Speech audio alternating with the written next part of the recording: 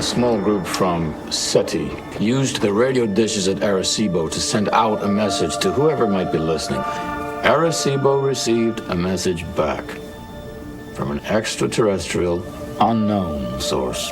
The message turned out to be a new sequence of DNA with a rather friendly instructions on how to combine it with ours, and we allowed one to grow. You created a monster with some kind of formula you got from outer space. The damn thing got away, and now you want us to hunt it down and kill it. Now, is that pretty close? Welcome to Now Playing Podcast's Species Retrospective Series. Welcome to the maternity ward from hell. Hosted by Jason. Man of action, I like that. That's me. Justin. Guys like you are hard to find. And Arnie. A perfect hero for these imperfect times. But be warned, this episode will contain detailed plot spoilers and strong language. Yeah, it's time to get your hands dirty. We hope you enjoy the show. What are you waiting for? Please, don't make me do this. Do it.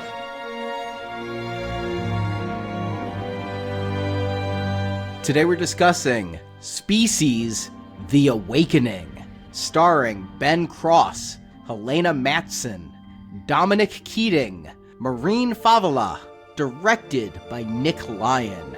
This is the Now Playing co-host who'd rather take one in the leg than two in the ass, Arnie. This is Justin. And I'm Jason. One more round with the alien we go. And I think I know why they bothered. Tell us. This movie was released direct-to-video the same day that MGM Home Entertainment put out the Species 2-disc Collector's Edition DVD. So I think there was some synergy going on. Let's raise some interest in Species by putting a new movie out, and then people will have more interest in Species: The Awakening because there's a new 2-disc set of the original Species out, and it'll all tie together.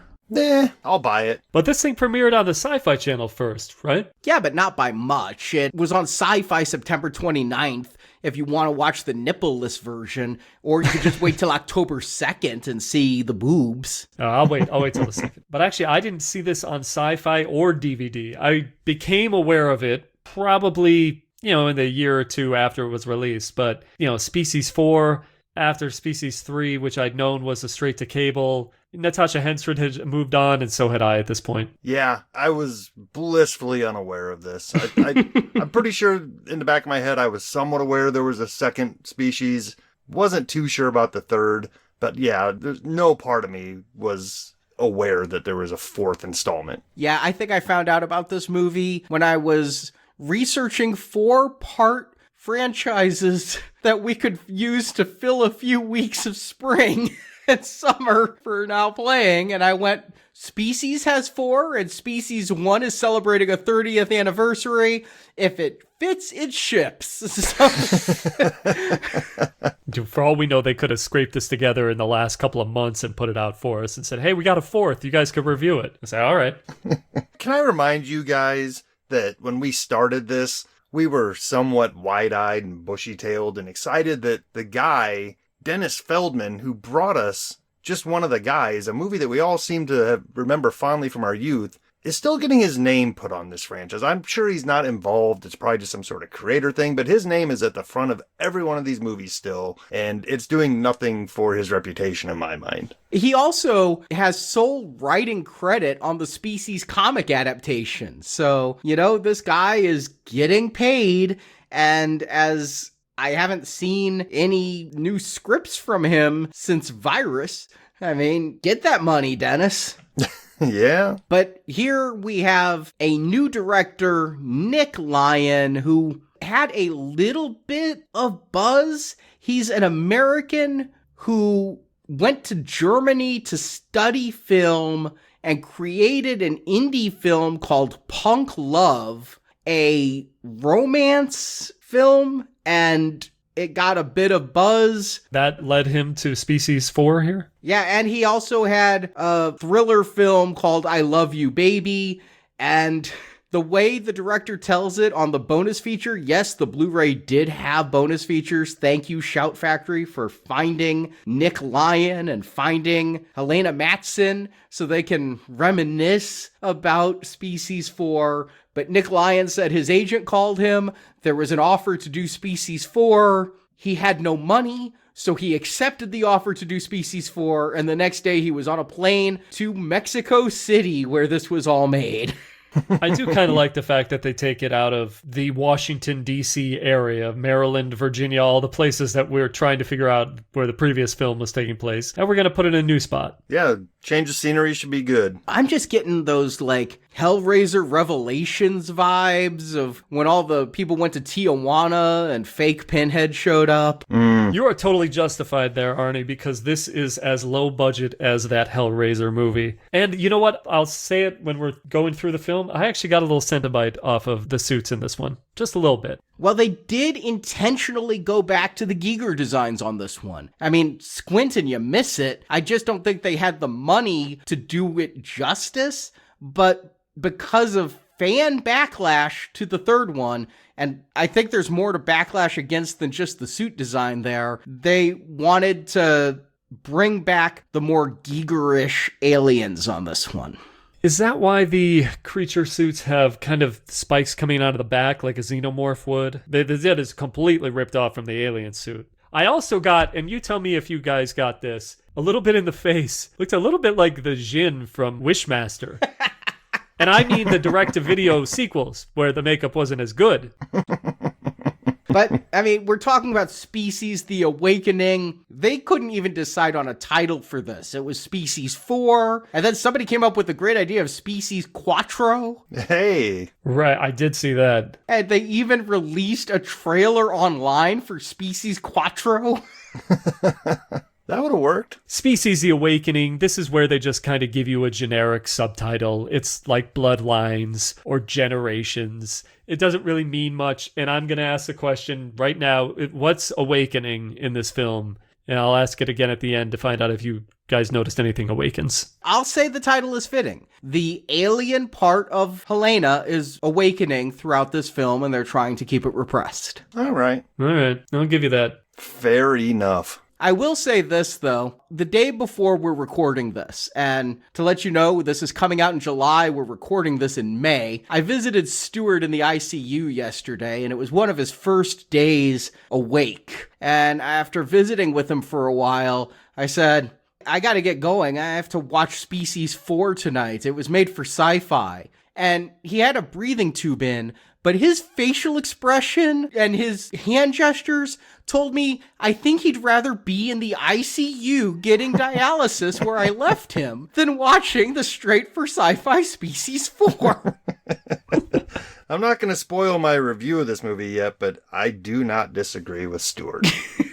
Yeah, we know what we're going into. We know what we're going to get here, but how bad is it going to be? And could it improve on Species 3? And in my final thoughts, I said that the worst thing about Species 3 was that it was boring. So maybe this could do something to hold my attention through what is a shorter runtime. I guess 98 minutes on this one. Well, if I didn't recognize anybody last week and we were only in the third installment, this week I'm definitely out in the weeds, man. None of these people are even look like they're from community theater to me. Oh, you don't know Ben Cross? Should I? Have you ever seen Chariots of Fire? Oh man, so long ago. Well, he was Harold Abrams in that movie. And we have reviewed him on Now Playing before. He was in Exorcist: The Beginning, which was the Rennie Harlin version of that film. He's the guy who comes up to Skarsgård at the very beginning and says, you got to go find this artifact. He was also Sarek, Spock's dad, in the 2009 Star Trek film. Oh. Probably that's immediately where I would recognize him from. All right. Yeah, so I have seen his face before. I'll say that. And he was in the Ray Liotta, Lauren Holly film Turbulence, which for some reason is burned in my brain. What about Turbulence 2 or Turbulence 3? I didn't know there were sequels, but now that's a fucking retrospective. God damn it. Yeah, sorry to do that to you, man. But Ben Cross, all right, I've never seen Chariots of Fire, but that's his claim to fame. The one I knew here was Dominic Keating, because I did watch Star Trek Enterprise for much of its original run, and he was Lieutenant Reed on that show. And I think getting him for this movie around this time that he was on Enterprise, for them, they probably thought that's a get for the sci-fi fan. Yeah, I mean, if you have somebody from Star Trek in your film and it's a sci-fi movie, and I don't even mean sci-fi SYFY, but a science fiction movie, let alone on the Sci-Fi Channel, yeah, that is a quote-unquote get, just like that Walter Koenig movie where he walked on the moon. What was that, Moontrap? Moontrap, that is it, yes. Oh man, the stuff that we're unlocking tonight. You know who I did not know, and I don't see why anybody would have known her at the time, she'd only done a couple of things, is this lead actress, Helena Mattsson. Yeah, she was Swedish and came to audition for a small role, and the casting director said, have you thought about trying out for the lead? And she had, in 1 year of speaking English, extinguished her entire accent, and she would go on to be in stuff that I've seen in very minor roles. She was in Iron Man 2 as Rebecca. I don't remember Rebecca. She was in that Bruce Willis film Surrogates that after 16 years of trying to watch, I finished last month. Congratulations. Another comic book adaptation. My favorite little piece of trivia about Helena Mattsson, I'll just read it straight from the IMDb. I didn't have to go far for this research. She earned the respect of actor Steven Seagal on the set of Code of Honor due to her admiration of martial arts and the fact she trains in judo. I had to say it because it's Steven Seagal. Man, that's not the feather in the cap that you think it is. You know, you don't want to get too close to Steven Seagal. I don't think the feather in her cap is the My Dinner with Hervé HBO TV movie about Hervé Villeshes. I tried watching, I got 30 minutes into that, and I thought 30 minutes is good enough, and then I stopped. But no, I didn't know Helena Mattsson, nor did I know Marlene Favela. Why would I know Marlene Favela? I have seen her, though. She was in the American version of Ugly Betty. I saw every episode of that series, but I don't remember these 2006 episodes well enough to pick out Marlene Favela. Yeah, her resume is just a lot of soap operas, Mexican soaps. So, I mean, what I'm hearing is there's a couple actors that had some decent careers early on, did some decent stuff. Now they're here. We've got some new faces. The one that excited me, though, I truly was excited for one person in this movie. Wikipedia tells me Adam Wiley is Jared in this. Now, Adam Wiley was a child actor who I came to absolutely adore as the youngest son on the TV show Picket Fences. And he was also in Children of the Corn 5 and Child's Play 2 and Kindergarten Cop, and just continues to be a working actor. And I'm like, I want to see what the hell Adam Wiley was up to in 2007. Well, apparently it was this, but I don't even remember a Jared. Going through my notes right now. Oh no, you can go through your notes all you want. I watched the movie. I then downloaded the subtitles to the movie and searched it for Jared. I then watched the movie again at 1.5 speed after looking at a picture of Adam Wiley today, so I know what I'm looking for. I couldn't find him. I'm like, was it the boyfriend that Miranda has a date with that we see for 5 seconds? Nope. Oh, was it one of the medicine techs who gets murdered? Nope. Oh, was it one of the students in Miranda's class at the Nope. No? So does the guy really have a credit in this movie? Well, IMDb says he's uncredited, and Wikipedia has him listed, but I couldn't find him. Anybody can tweak Wikipedia. I've tried it a billion times. Poor Jared. Well, we don't know where Jared is, but let's find out what everybody else is doing in this movie. Arnie, why don't you give him the plot to Species: The Awakening? Helena Mattsson is Miranda Hollander, a Greek mythology professor at Parker University. She was raised by her uncle Tom, played by Ben Cross. And might I just say, when she starts calling out for Uncle Tom, I thought we were going to have some racial allegories going on. Tom might have a cabin. I was struck by how often she referred to him as Uncle Tom. Like, every time we get it, you say it so we know the relationship, and then you just call him Uncle or Tom or whatever. We don't need Uncle Tom every time. It's like you said about the last movie, Justin. Why do we have a character who is a Dean and then a character named Dean? You could just change that character. Why can't he be, all right, not Uncle Ben. That's pretty famous for Rice and Spider-Man. But Uncle Joe, you know? Yeah. Why does he have to be Uncle Tom? They could even use Jared. Apparently they didn't need that name in this movie. Uncle Jared. What Miranda doesn't know is that she is a DNA spliced alien that was created by Tom and Tom's old student, Forbes McGuire, played by Star Trek Enterprise's Dominic Keating. Tom has been keeping Miranda's alien side in check by giving her regular injections of human hormones. When Miranda gets horny on a date, her alien side starts to take over. She murders a bunch of people at a hospital and then passes out. Unsure how to help her, Tom takes her to Mexico to find Forbes. Forbes has been continuing his alien research, creating hybrids, and using alien DNA to clone people's dead pets and relatives. He's also made himself a hot alien girlfriend named Azura. Forbes agrees to help save Miranda, but to do so they need to kill a human woman and take her DNA. Miranda doesn't want to do this, but Tom and Azura find a suitable criminal donor. Now better, Miranda's personality has changed. Like the species aliens before her, she wants to mate and reproduce. She goes out looking for a suitable sperm donor and kills a few people and alien hybrids that are left wanting. Tom goes after Miranda, but is attacked by Azura. Tom seemingly kills Azura in a struggle. Forbes is also looking for Miranda and finds her, but she seduces Forbes, then kills him. Now pregnant, Miranda is found by Tom and taken back to Forbes' lab.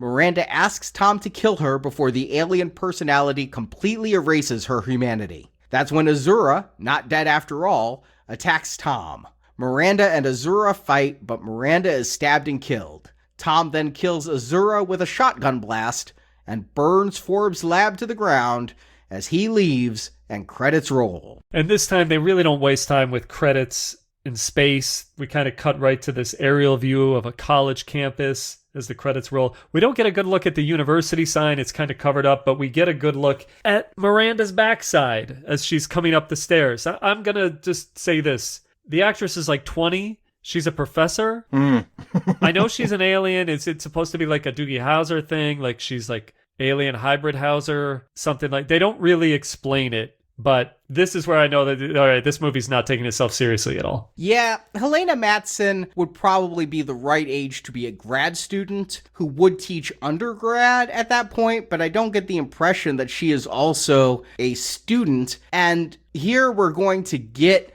our metaphor about Prometheus and the fire being handed to man, and instead of fire, in this case, we're going to be dealing with alien DNA. But I love that she asks the students, how did Zeus punish them with the source of all mortal suffering? And people guess viruses, plagues, floods. The answer is women. But when she says women, she does this like spokesmodel, ta-da, like they punished you with me kind of pose. All the boys in class are looking at her. They're, we want her. Oh, women, they'll be the death of us. Yeah, this is silly stuff right here. And then immediately she goes home to Uncle Tom. Oh, you're right. That does sound bad.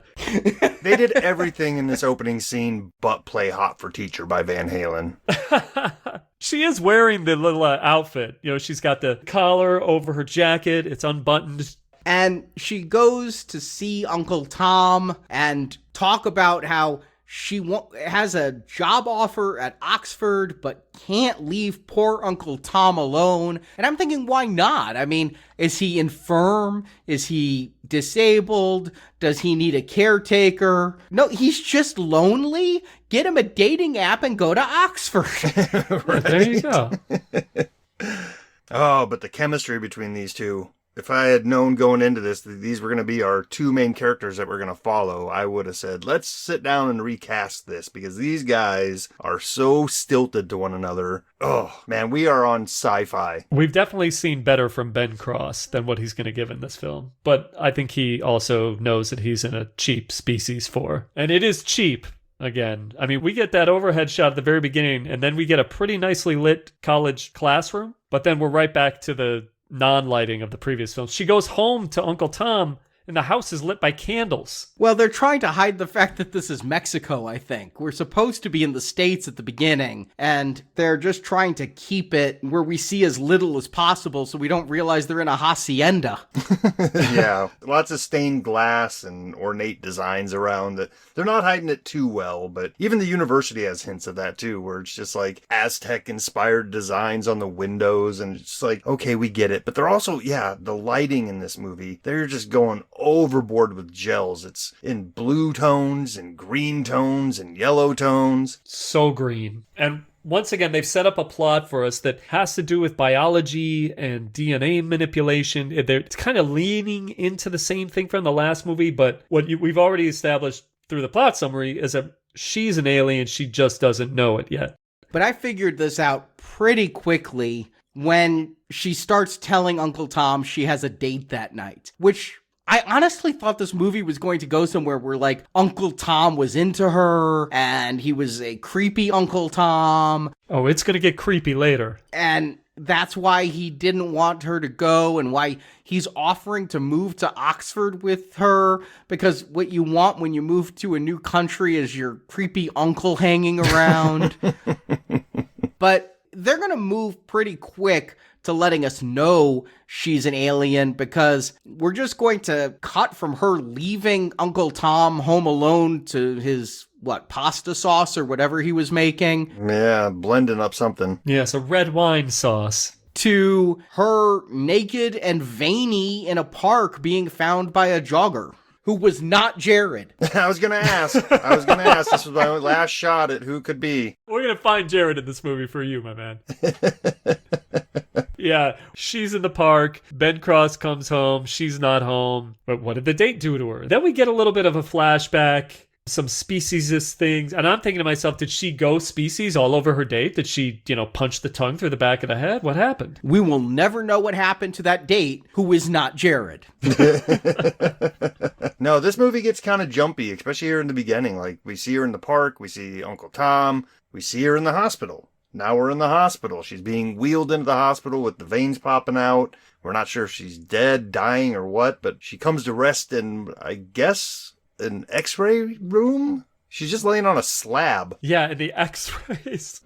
We talked in the last review about trying to figure out how these aliens fit inside their human bodies. And now, for the first time, we're seeing somebody does an x-ray. The x-ray machine finds abnormalities, and we also get a line that these blood levels, they can't be right. These aren't human. From the x-ray tech. And the x-ray is clearly not a human skull or a shape that would fit in a human head. No. It's a freaking Kingdom of the Crystal Skull. Yes. And okay, so they've already taken x-rays. The radiologist thinks it's a joke, so they send the tech back in to do more. And this time when he flips the x-ray machine on, it's like they remember with Eve when they had to advance her genes with those infrared lights to the head or the whatever they were doing. That's what it's reminding me of here, because Miranda starts like seizing on the table and then goes full alien and starts killing people. Yeah, it's a killing spree. We get a tongue through a lady's eye, which is pretty cool. I mean, she kills a lot of people in this hospital. And then she puts on the new suit that we talked about. This is where I got the Jin for Wishmaster thing.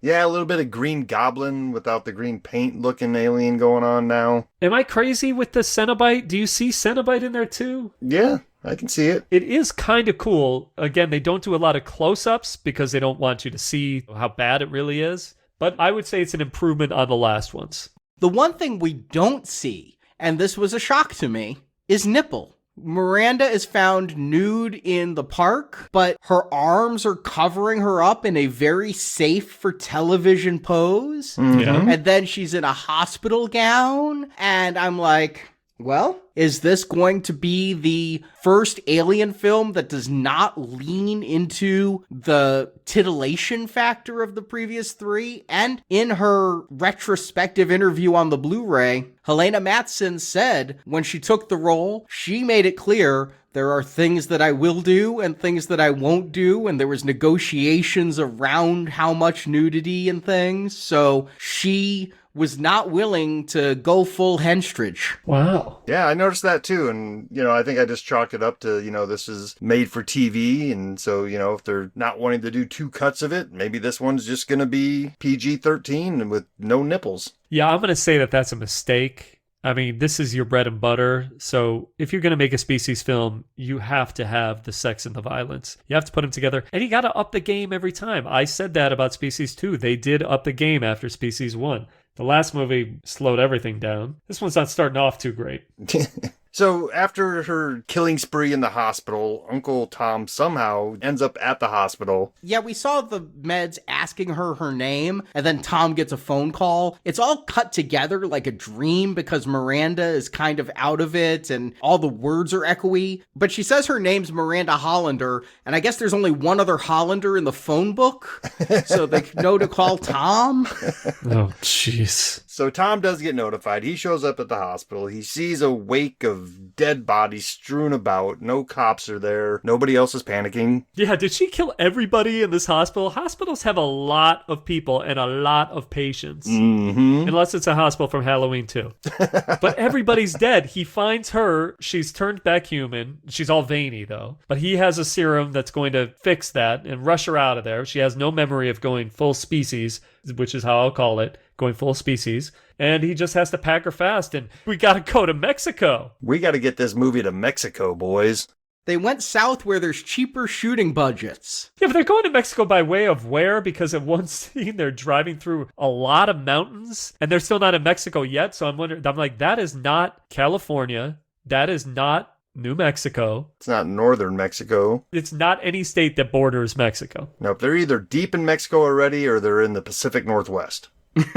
Yes, thank you. But this is where Tom's going to tell Miranda, I'm not really your uncle. You never really had parents. I've lied to you your entire life. And the truth is, we got a message from space, and me and one of my students, Forbes, made you. You were one of our experiments. And I put down one of the, thinking there were going to be more Miranda generation aliens. There's no more perfect aliens like Miranda. We're going to find a whole lot of hybrids that Forbes has been working on. But I thought when he said you were one of the, that we might have a big bad who was like Miranda's sister. They don't make any attempt to tie into the previous films. They could have easily had written it to say Uncle Tom was a scientist at SETI, or he was in the lab with Ben Kingsley, or in the second movie, he was there with Marg. It's the same writer as last time. Just say I was on Project Athena. Yeah, Project Athena. Jesus. This is the part of the movie, too, Jason, where I start to realize, oh, wait, this isn't a continuation. Not only is it not a continuation, it doesn't seem to be connected to the other movies at all. Like, this could be a brand new start for this franchise. Yeah, this is not a reboot, but certainly an anthology story of yet another specified, genetic, spliced alien. I love that. An anthology of species. Okay, yeah, let's go with it then. All right, we just got to Mexico. Uncle Tom has explained that he designed her. He's also explained to her that she's so intelligent that she can read books without opening them. He gives her the car manual. We saw this in the last one with Sarah and the chess book. She read a book of the chess? She absorbed a book. Yeah, she didn't know how to play chess. He handed her the manual and she instantly knew every rule of chess and was a grandmaster. That is such a useful superpower. It's how she's so smart. I wish I had it, seriously. Do you have any idea how much that would help me with now playing? Oh, we're doing Apollo 13? Touch the book. Yeah. Oh, now I know Apollo 13. That's hella good. All right, so she absorbs the driver's manual just as they get into Mexico to another kind of cheap, dimly lit hotel. He's just going to ask the guy, the hotel clerk, if you know anybody in town named Forbes, you ever meet a Forbes? He doesn't ask about Jared too. Maybe he could help. Yes, the clerk is not Jared. The little boys playing soccer on the street are not Jared. But he's going around, he has pictures of Forbes, he's showing them to everyone, and he's being followed by a nun with albino eyes.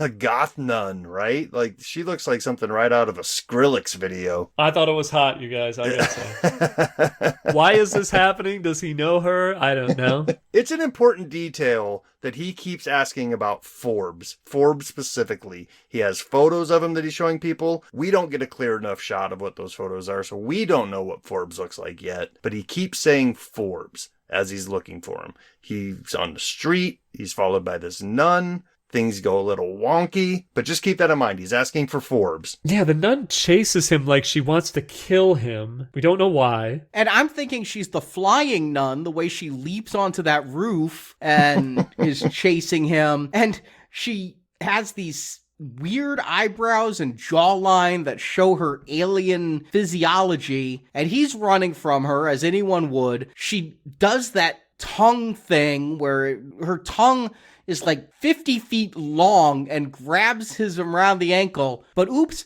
La Policia pull up behind her and she's like, oh crap, I gotta let him go. Convenient. The tongue goes back in the mouth and she just walks away. I love that. It's so stupid already. Where can we go next? Oh, I know. Let's go back to looking for Forbes and we're going to run into the rich Texan from The Simpsons. Could this guy be more over the top? Holy cow. I'm Leland Fisk from San Antonio. Yeah, wearing the bolo tie and talking with the southern drawl. This Roger Cudney who plays him doesn't even have a wiki page because I thought he might have played a southerner in something else, but not that I could find. But can either of you explain to me two things? First, explain to me why when the southerner is talking with Uncle Tom, the cinematography is extreme close-ups of their mouths. Ugh, so gross. I can't explain it. I mean, it's just the hallmark of a really bad movie. I mean, it was just weird. But then you mentioned, Jason, this is a not very long movie. Maybe they literally just needed to add time to it, but I don't understand why this character Leland tells Tom, go to this taxi driver, and the taxi driver is gonna take you to Forbes, but it's all a second setup from a second alien hybrid that Leland is trying to get Tom killed. What is Leland's motivation in all of this? What is the taxi driver's motivation in all of this? The rich Texan, Leland Fisk, says, put your questions in an envelope. Get in the cab. It's going to take you to this garage of some sort. And yeah, the cab driver turns around. He species is out with all kinds of alien coming out of his mouth. Like, are they trying to kill Ben Cross? Why? Like, they really wanted to showcase the makeup in this scene. They've got almost like a jaw thing that comes out of his... It looks like the thing from Carpenter's thing. The final monster. The jaw comes out of his mouth, and then it's got like a xenomorph tongue thing coming out. I don't know why it's trying to kill him. I know that also the nun is still wandering around in here. But we get Ben Cross driving the taxi right into the alien guy who's drooling green blood all over the place, pours gasoline all over the guy, and then lights him on fire. This is not going to get you to Forbes, dude. No. And we're nowhere closer to finding Jared. Best I can tell with what is going on here is maybe Forbes has some sort of plan to weed out anybody who might be poking around because they're on to him somehow. Oh, you're doing the movie a favor. Except when we finally get to Forbes, Forbes is like, no, I wasn't trying to kill you. Why would I try to kill you? Right. Yeah. So I don't know what Azura is trying to do by killing Tom. I don't know what Leland is fucking doing at all. And I don't know why this taxi driver is attacking. I will give it credit, though. I did like the mouth in a mouth in a mouth on the taxi driver. You said the thing. I'm thinking Alien, the way it has jaws inside of jaws that extend. Oh, I think they stole from both movies and put them together. But it's kind of a cool look. And at least we have alien hybrids that aren't just allergic to everything. This time we have some alien hybrids that can fight and morph and things. Yeah, take shots and all that stuff. But with all this weirdness going on, the weirdest choice this movie makes, I think, out of all of them, is think about this. He was sent by Leland to this taxi, and he specifically said, be there at midnight. So it's already midnight. However much time elapses in this taxi, in this fight, let's say a half hour, whatever, maybe an hour. He goes back to the hotel to confront Leland over this, who is now post-midnight just in his shitty hotel room shaving for some reason. Shaving in the dark. He's shaving in the dark because there's barely any light. What the hell is going on? And it's such an extreme close-up. Did the director or the cameraman have a fetish with this actor's face? Because we get an extreme close-up of his shaving cream and things, too. Is it like, we got to get the texture on this digital camera?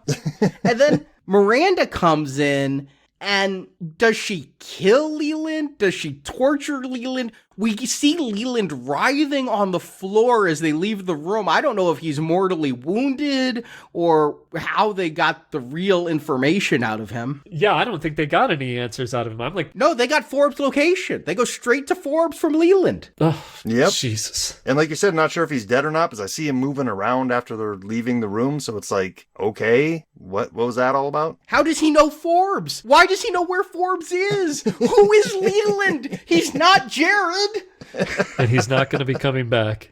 So we finally get to Forbes. Do we? This is my problem. I'm sorry. We've been saying Forbes, Forbes, Forbes. We introduced this new guy who they immediately call McGuire. I'm like, who's McGuire? Where's Forbes? I did not catch that it was Forbes McGuire. Forbes feels like it should be the last name when it is actually the man's first name. Seriously, I went through the majority of this movie thinking that Forbes had been dead and we were never going to meet him. This other guy took over. Well, you know, poor Arnie went through the whole movie thinking that he was going to meet this guy, Jared. And now I'm looking for Forbes. Nothing but disappointment. So Forbes is getting fucked by the nun Azura, and two things stick out to me. The first is... What's the first thing that sticks out? The left one and then the right one. Okay. You know, not body shaming in any way. I'm surgeon shaming. Those are bad. Agreed. Mexico's worst. I know people who go south of the border for cheap plastic surgery. If this is one of those results, you get what you pay for. Wellness tourism. That's what they call it. But the other thing is, Uncle Tom and Miranda barge in. Forbes pushes Azura off of him and runs downstairs. He's wearing boxers already. Yeah. I thought that too. I'm like, was he fucking through the boxers? Was he just using the fly? He's not pulling the boxers up as he's going down the stairs, so it's like he had the boxers on the whole time. Yeah. It's distractingly weird, and I'm going to bring this up again later. No, I know what you mean. I hate that, and we've seen it. It's just sloppy editing. And you, as a normal human being, you're in the right to say, oh, come on. You weren't wearing those boxers. Yeah, this whole scene is dizzying, right? Like, all of a sudden we're introduced to the concept that this movie isn't PG-13. We're getting full nudity at this point. We're getting this naked woman writhing on top of this guy. And they have bad sex, too. Like, he's like, the whole time. Nobody knows how to fuck in these movies.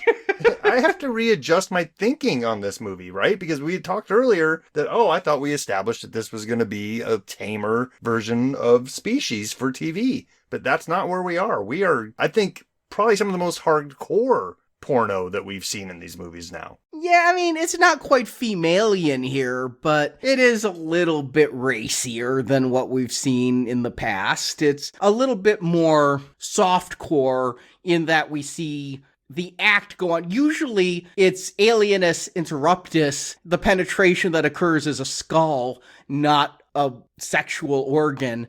And so to see the actual mating occur is, I guess, new. Yeah. Mm-hmm. The only thing we've seen so far are the two rubber suits try to embrace each other clumsily in those cuts. Right. So Forbes got his hot naked lady friend. He comes on down in his boxers. He remembers Miranda, calls her G178. So he knows that she is one of the alien children that Uncle Tom and he made in their lab. And yeah, he's like, I didn't know you were here, Tom. I didn't know Azura attacked you, Tom. And then we get these close-ups between Miranda and Azura where it's almost if you changed the music score to this and put in some Morricone from The Good, the Bad, and the Ugly, the whistling, you would think they're having a stare down as to which is the worst actress. Because there's a lot of, again, close-ups of Azura and Miranda, and I'm writing down, is this lust? Is this animosity? Is this jealousy? Is this voguing? I do not know what the hell these two are doing. You know, the music is supposed to lead you in a scene like that, but these last two movies, well, I've loved the score in any of these movies, but the last two especially, you could tell that they're cheap. Yeah, much like the direct-to-video Hellraiser films, you couldn't afford to keep using Christopher Young's amazing score from Hellraiser or Species, so they can't even use that as a crutch here. But yeah, Miranda's gonna pass out again. They have to stabilize her hormones. Yeah, he injects her with human hormones. Estrogen supplements? I mean, she doesn't look menopausal, but I guess she is because she only has a couple days left to live. She's at the end of her lifespan. Yeah, I mean, this is one of those science-y things from back in that day. There was this HGH stuff going around, right? I'm not sure if it's still a thing or if they've renamed it, but human growth hormones. Maybe they're using that as an inspiration here. But the idea is that we're finding out that Miranda is sick, and just how sick she is going to be surprising to Uncle Tom. Yeah, he tells her there's nothing we can do. Oh yeah, they're going to be throwing the buzzwords around. This entire movie is brought to you by stem cells. Would that have been something in the news at the time? I'm trying to recall. Yeah, because that's around the time I think that it was the whole stem cells are taken from aborted fetuses argument. And Yes, big political thing, yeah. Yeah, so they were trying to make stem cells illegal and... Well, Forbes tells Ben Cross that Miranda's at the end of her lifespan, and what does she want to do before she dies? She wants to see a church. She wants to go talk to God or whatever. And then she wants to turn herself in. What for? Murder. She wants to go back home and turn herself in for the hospital murders. What I mean is she's going to be dead before she even gets to trial. Yeah, and there is a plan Forbes has to save her life, but you have to find a donor. And Miranda's like, I'm not a killer. Even though I killed all those people in the hospital, I'm not a killer. The difference is that she doesn't seem to be in control when she aliens out. She has no memory of those times. And I don't know if that's been mentioned before. Yeah, neither do we, because they don't show us those scenes because they were too expensive to shoot. But yeah, she passes out and Tom goes on the prowl. And we haven't seen this since Patrick in part 2 when a guy's out looking for a woman. And I really thought this movie was going in a weird fucking direction when the first woman he picks looks like someone's abuela. He's like following the short, pudgy older woman. And I'm just like, well, that's unexpected. Not the cream of the crop for the hormones, so maybe he needs to keep shopping a little bit. So he keeps going to is she a hooker? Is she just a woman? Is she a honeypot trap? I guess that's what she is, because she's going to try to seduce him. And he forgets about poor Miranda, and he's about to get down with this Mexican babe, and then she pulls a gun. Hell yeah, man. No, he came to dance, you know? The girl, he wants to do a little sexy dancing, a little salsa, a little bachata, get it on. This movie is doing no favors for the Mexico City Board of Tourism at all. This movie is so dingy, dirty, grimy. Every character in the street is either a potential hooker or a dancer at a club or a John, but there's no normal people walking around. They are in the worst neighborhood possible in this movie. Yeah, it's not even Mexico City. They say it's Alcazar, Mexico. I don't know where Alcazar is. It really doesn't matter. They're not helping Mexican tourism at all with this. It's intentionally, well, maybe not intentionally. Maybe this is the sets they could afford, because every location is gross and grimy. And a lot of these are location shoots. They're at real bars, real hotels, real places in Mexico, because they can't afford sets. Mm-hmm. Except for Forbes' lab. But Azur, I don't understand this character's through line at all. We're introduced to her, she's trying to kill Tom, and then she seems a little bit put out when, like, Forbes is saying, I don't care when Azur dies, I'll give myself a blonde with green eyes next time. And then she's going to help Tom get this Colette mugger and take her back to be harvested to save Miranda. Yeah, I figured they'd do it this way because we wouldn't feel bad because the lady's a mugger. But then when they drag her back to the lab, this lady puts on a good scare. She is freaking out. I kind of liked it. And boy, did they stretch for time in this scene, though, man. This scene, between her freaking out and the procedure, this movie only runs for 1 hour and 37 minutes. And boy, oh boy, are they stretching for time here. This scene is where I'm sitting here going, okay, let's move it along. We get what's happening. You've shown us what we need to know. Let's get to the next thing. Oh, I still have questions, because we see that Miranda's vital signs are critical, but all of a sudden, she's in a cocoon. We've only seen cocoons when they go from child to adult, and I'm like, did she form this cocoon on her own? Did Forbes make a cocoon that has this like alien skin on it? It has like the grooves in it, like the Giger art. I don't know where this cocoon came from. The weird part is when they have both Miranda and this victim on the beds, you can see the cocoon is already there in the background of the scene. So does Forbes have these cocoons just around, and that's how he rebirths pets? They don't explain it, but you know what? That could be it. That could be how he does the pets, because we're going to get these kind of flash scenes now of Miranda and the victim kind of both in the cocoons. You know, they're naked, so we get like a Leanna Quigley Nightmare 4 shot with the boobs pressed up against a cocoon. You see that? And so they're going to impregnate the victim with alien DNA after she's in the cocoon? The cocoon thing is crazy stupid, but it's kind of fun to watch. What I found fun to watch is we finally do get some Miranda nudity as she exits the cocoon, and maybe this is part of the metamorphosis, as we weren't going to get to see Miranda, but now that she's more alien, we'll get to see nudity because it's alien nudity. But she's now more alien, and it's shocking to me when she's like, oh, just let me do one thing. Let me fuck this girl here. And I'm like, okay. Yes. She comes out of the cocoon fully nude, fully horny. But forgive me for being pedantic in the midst of girl-on-girl possible action here, but don't the aliens want to just procreate, which cannot be done through lesbianism? Yeah, they just turned up the horniness in this batch, I guess. I really thought that we might go in a different direction, and I thought that it might be good here. I thought it would turn into a thing where maybe they have to hunt human victims to find the right one to save Miranda, and it would turn into, you know, some sort of conflict with Uncle Tom or something. No, it's just one victim, thrown in a cocoon, she comes out naked, super horny. She wants to fuck everybody in this room. Yeah, she tries to fuck Tom. She's like, why don't we grab one of Forbes' bottles of top shelf tequila? Now I want to go. If Forbes has top shelf tequila, I'm learning to like tequila, especially the better stuff. So yeah, don't trust the worm in that bottle, though. She says, you're not my real uncle. So that means they could get it on. God, that's a step away from the I'm your sister from Joe Dirt.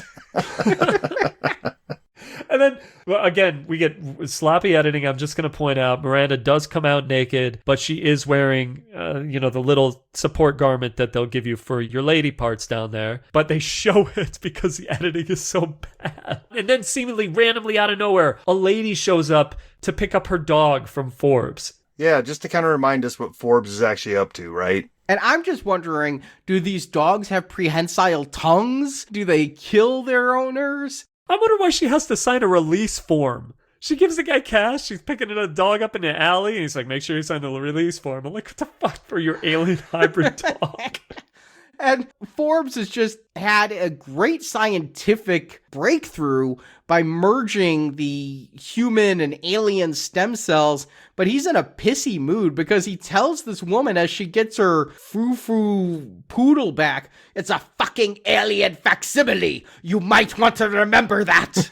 It's a great line on paper. And it's growling at her too. You know, she's like, oh, baby. And you hear the sound effects of this dog going, "Arr." I'm just waiting for the dog to puncture a hole in this woman's head, but it never happens. We never see the woman or the dog ever come back. Nope. The dog's not Jared, is it? Not named Jared. But then we're going to get an argument between Tom and Forbes where it's like, this is all your fault, McGuire. You always did sloppy work. Why did you go to him if he's always sloppy? Only choice. But no, we're finally going to get some alien killing now.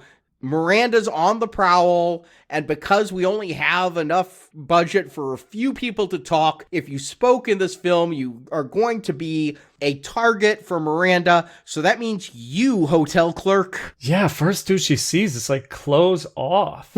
Yeah, she's wearing like a negligee with nothing underneath, and she just takes it right off behind the desk of the hotel lobby. Yeah, a lot of hair covering up the nipples. I noticed that, and I was like, okay, so are we rated R or not? Well, I'm also wondering what this hotel guy's doing, right? We first see him comes into scene like carrying a tray with like coffee and stuff like that. So really, this sleazy hotel has like coffee room-to-room service? What are we supposed to be thinking here?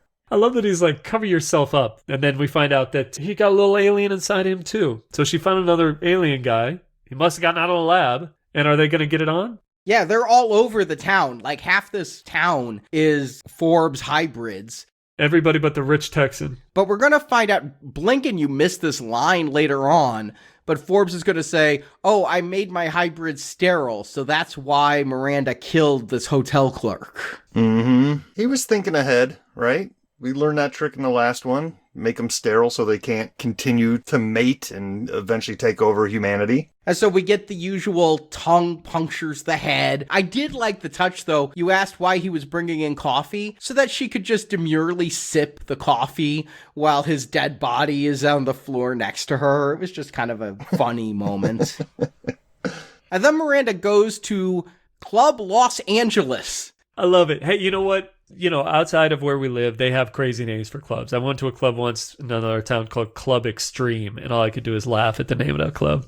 She likes the red dress that the singer has, and so she's going to barge into the singer's dressing room. And I love that the singer, like, pulls a switchblade, and then we get this, like, CGI forked tongue from Miranda, and the singer's like, oh, have my dress. Yeah. Yeah, it felt very like T2 kind of thing. Yeah, I wrote that down too. While we're in the Species series, yes, and we're seeing the aliens that we've seen before, maybe slightly different. The portrayal here is sometimes Terminator, sometimes alien, sometimes werewolf, sometimes vampire. It's just kind of all over the place in what these characters are and what they can do. And not to mention what kills them. Dude, it is sometimes Mortal Kombat, because the very next scene, Uncle Tom goes back to the church. He's confronted by Azura, who starts, like, she's got Baraka spikes coming out of her wrists. And then there's a fight. Then he crushes her with a giant cross. Ben Cross knocks down the big cross. It crushes Azura. Why did she want to kill him? I don't know. I think she's upset that Forbes was going to replace her, but I don't understand any of her motivations. And I was also thinking Mortal Kombat character. I couldn't remember Baraka as the name, but that's what I was thinking. These practical arm spikes on her look so cheap. So cheap. Like Mortal Kombat Annihilation's Baraka looked better than this. Ooh.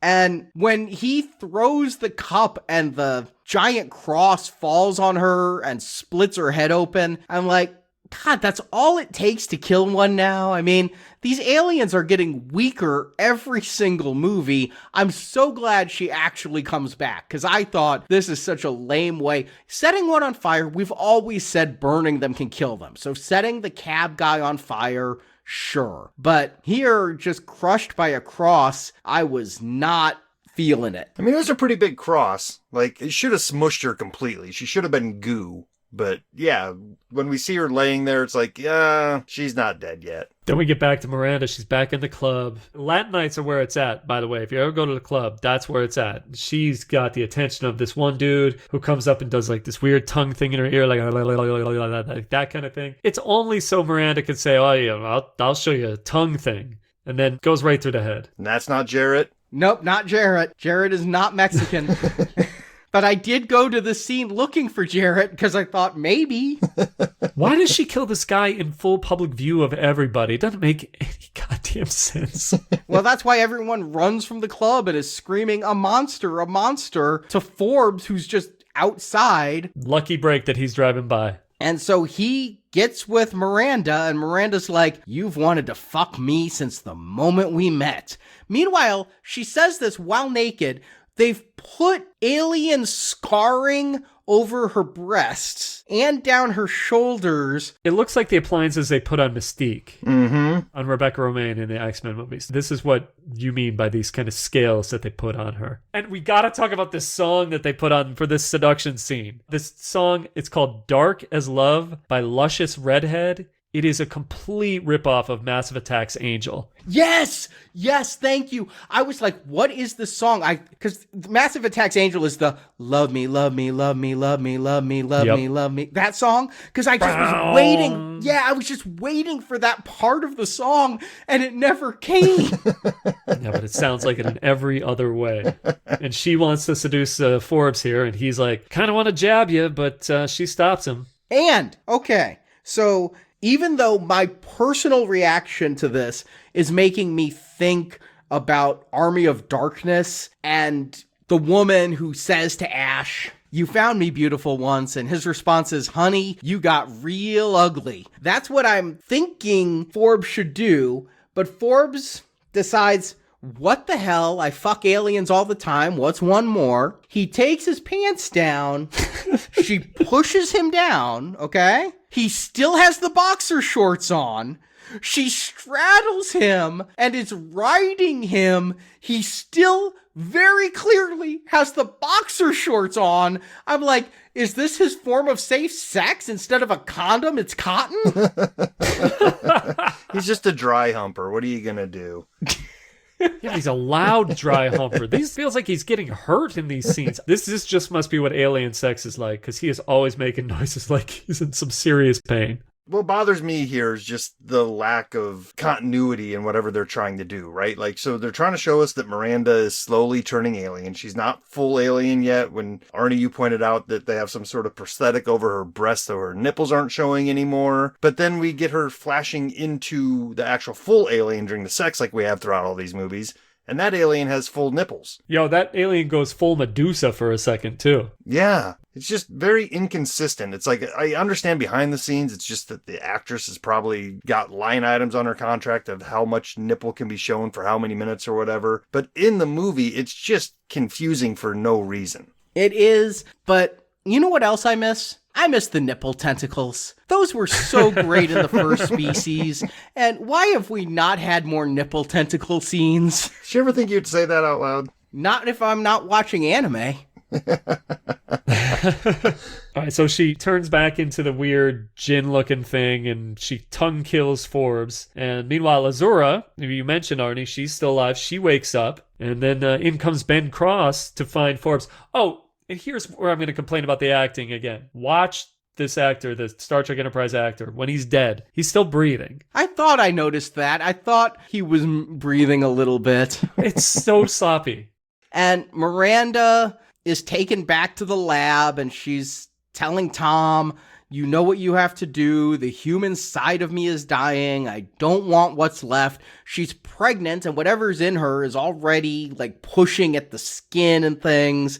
We know it doesn't take long to gestate, but this is when Azura comes in for the final fight. And now let me give this movie a compliment and then an insult. The compliment. Okay. In 3 different movies, I've said that I think they're trying to make the alien sympathetic. We were kind of sympathetic to Syl at the beginning of Species. They had the like werewolf thing with Patrick for a little while in Species 2 that I think was supposed to make us care, but the actor didn't. In the last movie, Sarah wasn't pure evil. We had the other one to be the evil one, so we should have some sympathy for Sarah. Out of all 4 movies, I do find Miranda and her desire for atonement and her desire to stay human to be the most sympathetic alien of the quadrilogy. I'll agree with that. I'm going to disagree and think I feel that Eve or Syl was a little more sympathetic. But what's the insult that you wanted to follow it up with? Okay, these rubber suits are shit. And when we do get the Miranda versus Azura fight, it's so poorly lit, and the suits look so similar that other than the Baraka spikes that one of them has, I can't even tell who's who. Right. There's a point where one of them is apparently dead, and we're like, okay, which one is that? And then she pops back up and is like, oh, okay, so that one's not dead. Oh, this was the one we have to kill. And I don't think they were meant to be that confusing. No, and I mean, I think the lighting is so low to hide how bad these suits are. Oh, most definitely. Yes. But because the lighting is so low, I can't tell these suits apart. And so, yeah, I'm like, who died, who lived? But I think we're supposed to think Miranda won, and then Miranda gets stabbed through the back by Azura, and Miranda's going to die. It is ridiculous. You mentioned the lighting. There is strobe light happening during this final fight, and it's going so slowly that we should be able to tell the difference between who's who. But I think it's that Azura just has a meaner face. I think that's how we're supposed to tell. And then at one point, she actually does come back to her human naked self with her Baraka spikes. And that is where she gets taken out by Miranda with a spike to the back of the head there. Then we get a CGI shot that's bad, but yet almost too cool for this movie. Because Uncle Tom has a shotgun, and he's gonna shoot Azura, and we get this, like, bullet time, see the buckshot come out of the shotgun. Yes. And then the camera whip pans as the buckshot hits Azura. I'm not gonna say it looks great, but it's stylish. Yeah. It was really out of place, though, in this movie. You know, I did write it down. Shotgun, bad CGI. She falls to her naked death. And then I have it in bold. The actress is still breathing. Again. Yeah, she's human again. She probably couldn't breathe in that rubber suit, but she can breathe as a human. Again, just the sloppiness. Again, I'm like, is that all it takes to kill her? But he will blow the place up. First, he's got to say goodbye to Miranda. Thanks for giving me life. And her acting is so bad that it's undercutting what I said earlier about her being the most sympathetic. I could like her more if she could act better. I agree with you. I also want to know when this character decided to turn good again, because when she got the full alien, she wanted to fuck everybody. She just killed the Forbes. And then as soon as she had a little baby inside her, she's sweet. It's a character turn. I don't understand why her humanity suddenly returned. Was it because she was going to have a baby? I don't know. But I'm trying to make sense of Species 4, for Christ. But then I thought the shotgun shells were too good for this movie. Tom walks away and he's blowing up the lab. And this explosion, this massive ass practical, probably shook Mexico City to its foundations, got the attention of the cartel explosion that happens, impressed the shit out of me. And then in that director's interview, he's like, yeah, we didn't know it was going to be that big. We had a communication problem with the pyro guy, and our actor was really standing in front of it. And he said, do you want 9 charges? And we said, sure, 9 charges. We did not know it was gonna go so hard, and we're lucky that Ben didn't get hurt. So they admit to their own incompetence. Yeah, you know, Mexican fireworks are more powerful than what we get up here in the States, so maybe it just didn't translate as to how big of an explosion they were going to do. But I wrote that down too. It's like, whoa, there went half of your budget on that explosion right there. And my only other question as Ben Cross wraps it up, walks away, what about these other alien hybrids? Are we just supposed to assume that they're going to die soon, and then the town will be devoid of half its population? They're all sterile? Or hook for a sequel? That didn't happen? Yeah, I was going to say, considering this is 2007, I don't think it's our problem. Because if they haven't followed up yet, I don't think they're going to. You're right, we got bigger fish to fry. So, Jason, Justin, do you recommend Awakening to Species 4? Jason. And I love the way that you put this. Okay. Because this one was rough. I thought about when I first watched this week, maybe this is a little bit better than 3. Because it's shorter? But no, it's not. They're both red arrows. There's not a lot here that makes sense. We've been talking about it the entire time. The plot is like a string of loosely connected scenes. There's no connection to the previous movies. Technically, it's a disaster. The editing is sloppy, exposes every flaw in the picture. There's so many errors. I don't even know who Jared is. The failures are too long to list right now, but you can listen to this episode because we pointed out the whole show. Species has always kind of borrowed from Alien, but it's really missing the point. Like the first two Aliens, especially, and they're classics because of the quality, suspense, the characters, there's conflict. Species thinks that if you rip off things like the chest burster or the xenomorph tongue, or just maybe put the camera in the same spot where Cameron would put it, so you're looking up as the alien's coming down on you. Those are not the things that make Alien great, and Species is no Alien. There is not any fun to be had here, not even the so bad it's good quality that I really think Species 2 had. It is a not recommend. There is only one way that this film should be watched, and I thought about this after you said, Arnie, I think it was after Species 2, about being drunk and watching it. Not if you're drunk, but if you're hung over. This is a hangover haze movie. The kind of thing like if you just were out all night, just ingesting all kinds of alcohols, all kinds of substances into your body. You wake up the next afternoon, you stumble into the living room, you're just there on the floor, you don't move until dark, and you have the Sci-Fi channel on the entire time because you can't reach the remote. If that happens to you and Species 4 is on that day, go ahead and watch it because you're half dead and you're in a haze. The end. Justin. Yeah, I don't know, man. Too many strobe lights for a hangover for me, man. I think it would make me want to just Ralph, but kind of like this movie made me kind of want to Ralph. I just, man, how did we get here? How did this franchise get here? Yes, it's shorter, but man, did they lose the plot. Think back to that original Species. We had a great Natasha Henstridge debuting. It was great to see her naked. But you know what we didn't get? We didn't get a whole lot of her as a full alien. Because they remember that rule, less is more, right? In that first movie, we got one scene at the end where there was some questionable CGI, but it was just enough to be like, ooh, what was that? What did I see? I couldn't really make out too many details. By the time we get to 4, it's just 2 chicks in rubber suits running around for the last 20 minutes. And it's just, you can't get glimpses of them because there's strobe lights going on. And even if you could, it's not very good looking. And man, the color grading, the griminess of this thing, the whole thing just feels gross. But I also want to ding it because you're the 4th one in this story's continuity, and you just completely move away from the other ones. There could have been easier ways, as Jason said earlier, to tie this in somehow to the other ones. I didn't need a direct continuation of Sarah's story and what went on with her and that dude walking off the bridge. But one of these guys should have been tied to the original team somehow, and they had their own little side story going on, and that's how all these other aliens got around.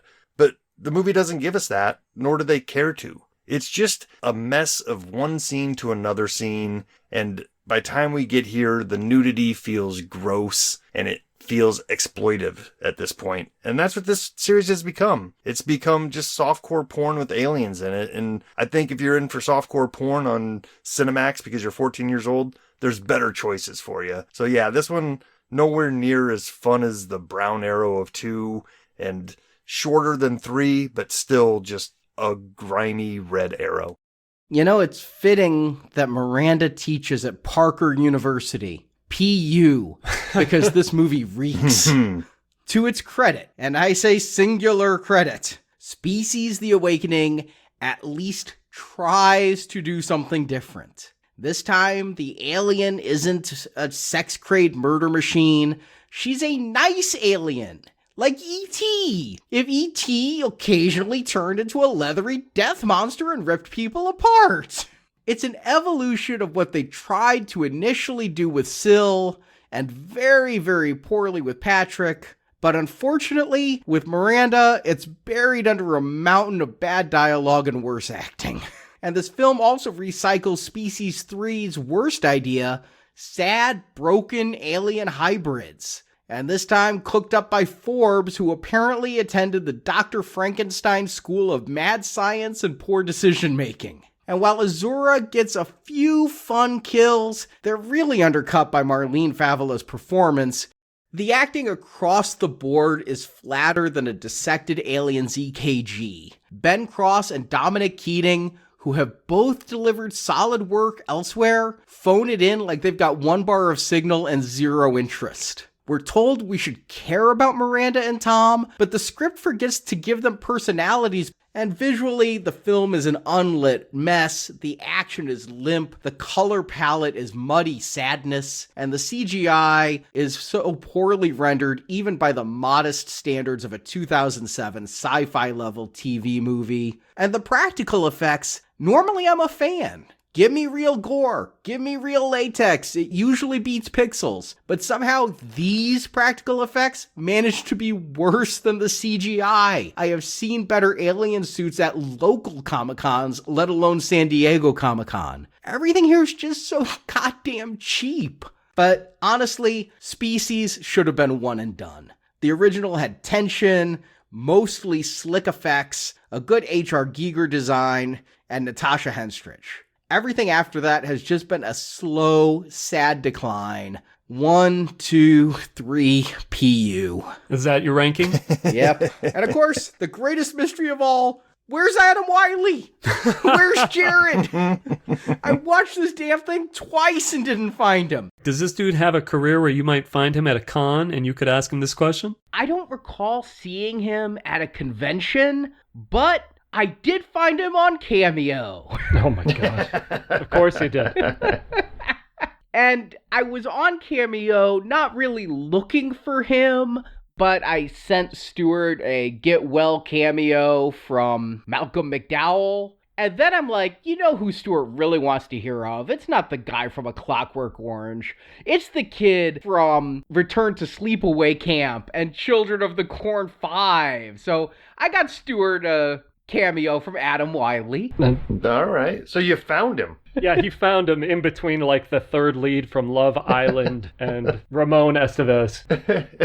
Can you ask questions? Could you ask him where he is in Species 4? I did indeed do that. Wait, you asked him that in your cameo request? I placed 2 cameo requests, which had to be really weird back-to-back cameo requests from the same person. Oh my god. 1, for my friend who's dying in the hospital. 2, hey, God. I just watched Species 4. This is one that Species 4 is your method of coping, and then you didn't find him in the movie, so it just brought you down again. I felt it was worth my $40 to tell Adam Wiley I watched Picket Fences, and I wanted to know, where is he in Species 4? And he auditioned for Species 4. Oh my god, there is a story. And was flown to Mexico and filmed his scenes. And it turns out this movie was going to have an opening kill. We weren't going to start at PU with the class about Prometheus's curse being women. We were going to start in Mexico, and Adam Wiley was going to be killed. He was going to be killed by the alien. Like, before we ever got to Mexico, just to tell us Mexico is dangerous, I guess. Like, we'd open with an alien killing him in Mexico, and then come to the States and meet our main characters. Then Uncle Tom takes her back to Mexico, and then we know it to be dangerous. I think we're confusing ourselves. I think we're following the movie's logic, but I think the college they shot at was probably in Mexico as well. Oh yeah, it was. Okay, well yeah, so he would have just been a college student at the beginning before they even went to Mexico in the movie. Oh, that's true. I didn't think about that. It's possible that, yeah, he was killed on campus. But whichever it was, he said that in the final edit, he was cut out of the movie, but he loved the catering, and he had a recommendation for me that I will try. I have not yet tried. He said the caterers did grilled cheese with avocado. Okay. And that, he said, changed his entire view of grilled cheese, and now grilled cheese with avocado is a staple of his. And so I will thank you, Adam Wiley. This movie sucked, but maybe an avocado grilled cheese would make up for it. I'll try anything once, twice, or 3 times, so sure. Did he get paid more for the movie than you paid for his cameo? I'm sure he did. I mean, this guy is working mostly voiceover stuff, but he's working on Cameo. The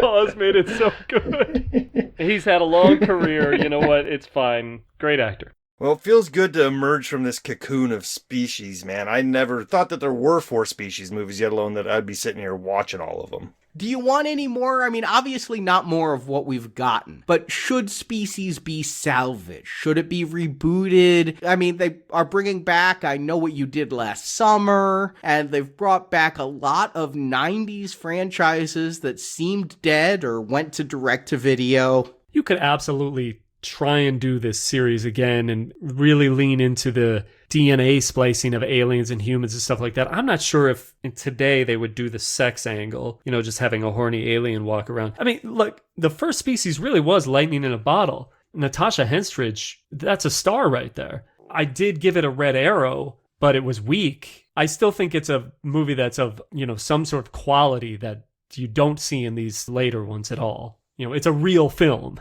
Yeah, I feel like that original is a period of time where I don't know that there's much there to try to reinvigorate. Movies have come so far, special effects have come so far, so I feel like even if they did reboot it with better special effects, it would just feel like a special effects movie, and I don't know that that's what made that movie fun. It, like you said, Jason, it's Natasha, right? And unless they can find somebody like that again, the concept here isn't so alluring to me that I would rush to see a reboot.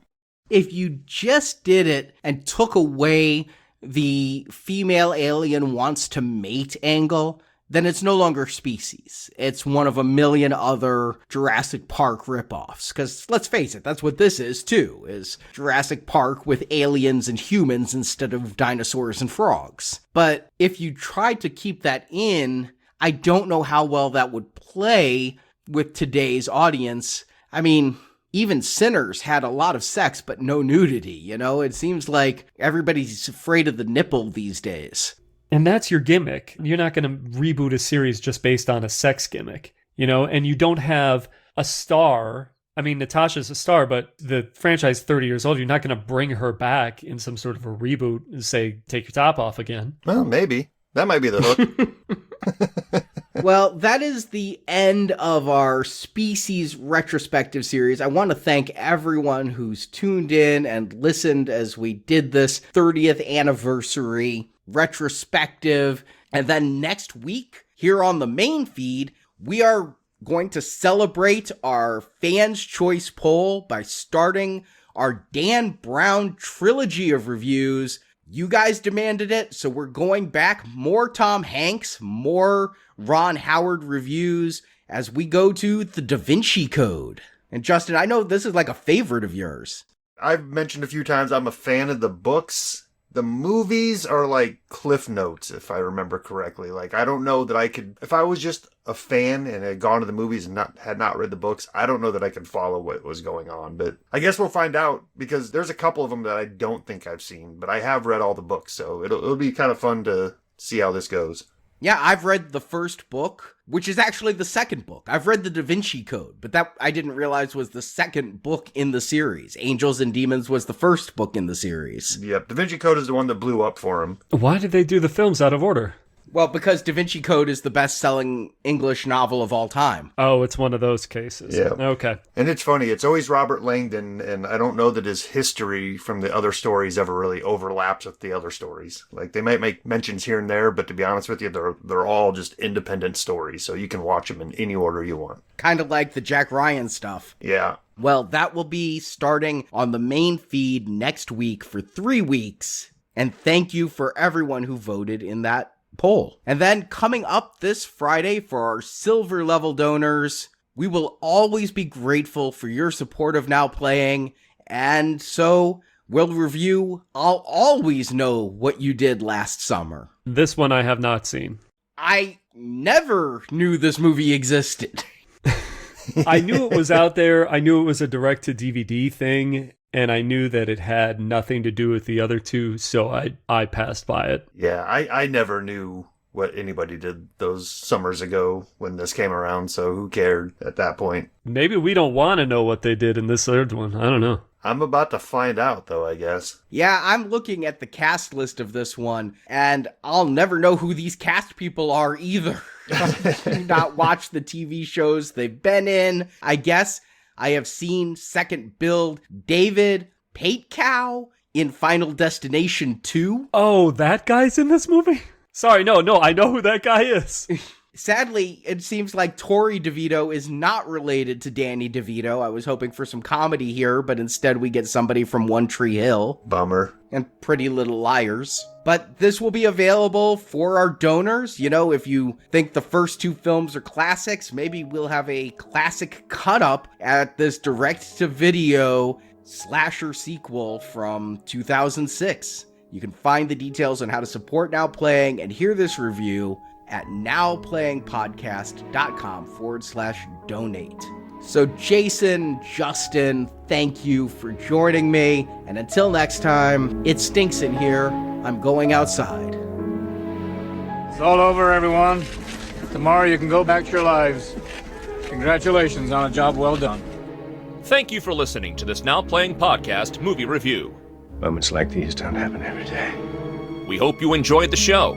Oh, I enjoyed that immensely. Help us spread the word about this show by leaving a 5-star review on Stitcher, Podbean, iTunes, or your podcast store of choice. A tremendous achievement that once again proves that if we can rise above partisan politics, America can climb to the heavens. Want more reviews like this one? In the archives section of NowPlayingPodcast.com, you'll find more than 1,000 in-depth movie reviews from our panel of hosts. I want to see it. I want to see everything. And after that, you'll get your reward. On our site, you can hear reviews for every installment in the world's biggest film franchises, including the Marvel Cinematic Universe, Spider-Man, Batman, X-Men, James Bond, Middle-earth, Jurassic Park, Fast and Furious, Star Wars, and Transformers. You never listened. I'm listening now. And come back to NowPlayingPodcast.com next Tuesday for another all-new movie review podcast. It's not too soon for us to be together. Support from listeners like you keeps Now Playing Podcast on the air. But then maybe you haven't learned the meaning of sacrifice. You can donate directly by tapping the support button at NowPlayingPodcast.com. Wait. You're cutting the funding? You can't cut the funding. I can do anything I want. And you can join our crowdfunding campaign for early access to new episodes, exclusive reviews, and bonus reviews available for a one-time contribution. Don't turn your back on us. Need more Now Playing? Subscribe to our In Focus weekly newsletter for exclusive digital download giveaways, celebrity interviews, behind-the-scenes insights, and more. Sign up through the subscribe page on our website and get it delivered to your inbox every Friday. Tell him he's about to copulate with a creature from outer space. You can also compare notes with us on Letterboxd. Go to letterboxd.com/nowplaying to see what our hosts are watching when we're not recording podcasts. You keep your dick in your pants and your eyes on the prize. And follow Now Playing on Facebook, Twitter, Instagram, and our YouTube channel. Let's pay him a visit. Now Playing Podcast is produced by Arnie Carvalho. Just don't forget that I'm human too.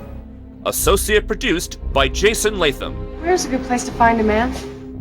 Now Playing is edited by Heath, Santiago, and Arnie. Thank you, Mr. President. Credit goes to my crew. The opinions expressed in this podcast are those of the individual hosts and may not reflect the views of Venganza Media Incorporated. Hasn't anyone ever told you that size doesn't matter?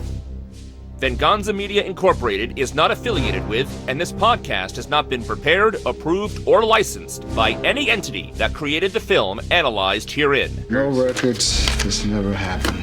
Burn the body now. All movie clips and music included in this podcast are the intellectual property of their respective copyright holders. They are included here for the purpose of review and no infringement is intended. What about protection? Now Playing Podcast is an exclusive trademark of and may not be used without the express written permission of Venganza Media Incorporated. This kind of thing doesn't usually happen to me. Now Playing is a Venganza Media production, copyright 2025, and no part of this show may be reproduced, repurposed, or redistributed without the written permission of Venganza Media Incorporated. All rights reserved. She was half us, half something else. I wonder which was the predatory half. The dead half. Let's get the hell out of here.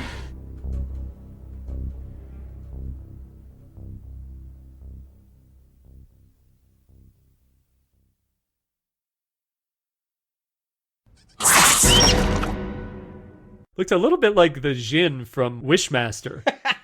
And I mean the direct-to-video sequels, where the makeup wasn't as good. And when they couldn't get Andrew Denisoff back, you knew they were fucked. Yes, exactly. That's right. They did replace him in the later films. We'll have to talk Wishmaster someday. Who knows what awaits? Been trying to get Stewart to do that for like 13 years. That wish has not been granted. And boy, did they stretch for time in this scene, though, man. This scene, between her freaking out and the procedure, this movie only runs 137 minutes. I don't. Yeah. Is that what you're going to correct me on? Yeah, I was going to say it's not 2 hours and 17 minutes. If so, I fell asleep. When the Southerner is talking with Uncle Tom, the cinematography is extreme close-ups of their mouths. Ugh, so gross. And I can't explain it. I mean, it's just the hallmark of a really bad movie.